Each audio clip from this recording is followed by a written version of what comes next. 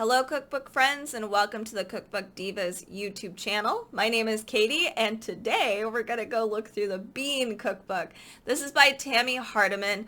I am looking forward to this because I've been trying more and more to do more plant-based or vegan in my diet every single week, and the more I've been doing it, the easier it's gotten. But the one thing that I've been struggling with, or the thing that I want to be more masterful with, is utilizing beans.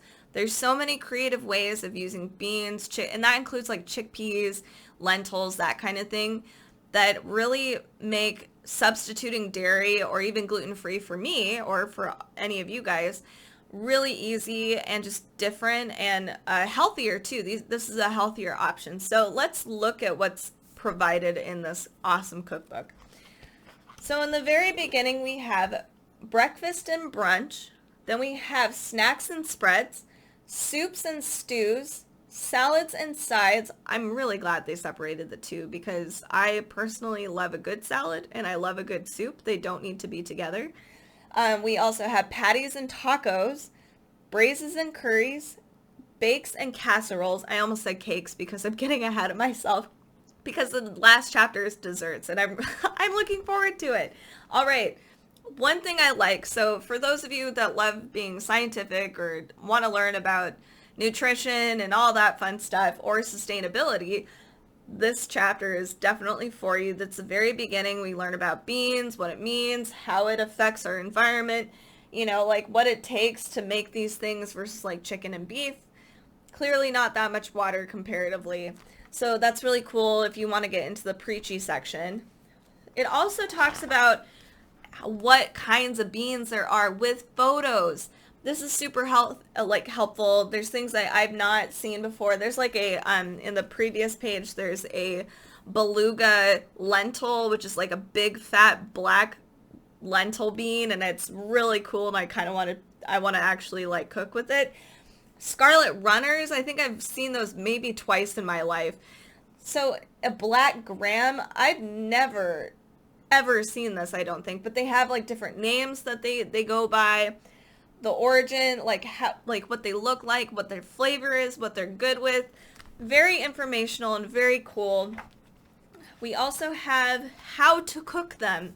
So if you get a whole bunch of dried lentils, I know Carrie and I both have a whole bunch in our cupboards.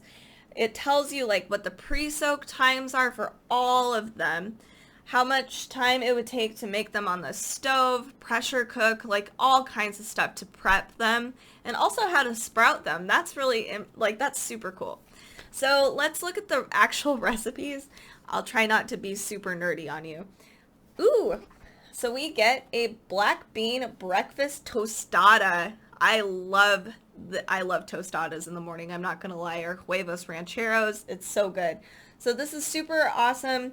It also has nutritional servings on the very bottom, I believe, for every single one of these. That includes saturated fat, cholesterol, sodium, carbs. We have fiber, sugar, and protein. So kind of your big ones that a lot of people look for if you're dieting or if you have diabetes and you need to watch out for certain things.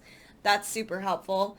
It says make it vegan, so it gives you helpful tips for that. I'm not seeing anything in this dish for gluten-free, but let me see if I can find something that typically isn't. Ooh, red lentil shakshuka. Again, we have a vegan option here, but that looks really good, right? Super tasty. Let's see if I can find something that might be gluten-free oriented. Lemon poppy seed pancakes. So we do not have, this uses chickpea flour, so it doesn't even need to say that it gluten-free options. It already is gluten-free, but I'm not seeing anywhere that it actually is gluten-free on the recipe. I wish that they had that. And I kind of wish that they had that for all the things so you're not searching for it yourself. But what can you do? So here's some side options. We've got yellow lentil deviled eggs. I would have never thought about putting a bean in a deviled egg. I'm usually pretty okay with just the egg itself. This is a really cool and heavier option. This will be great for the holidays. We have, masala chickpea nachos. I'm going to tell you a secret. My husband and I always we try not to do this, but we do eat nachos almost every Friday. Oops. And this is a good option. It's been getting a little boring, so it'd be nice to find something a little different. We've got kabocha squash and yellow lentil soup. This will be super amazing during fall and winter time for sure.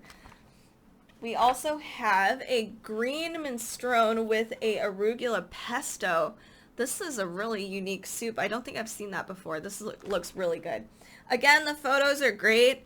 A lot of these are really easy. I like that they give you the cook times and the serving sizes at the very top, and even the prep time. I like to be really organized in that way. This is a pinto bean and peanut stew. This is very interesting. It also gives you options, so if it is already dairy-free, you can learn how to make it with meat. So it gives you all the options that you might possibly need in here.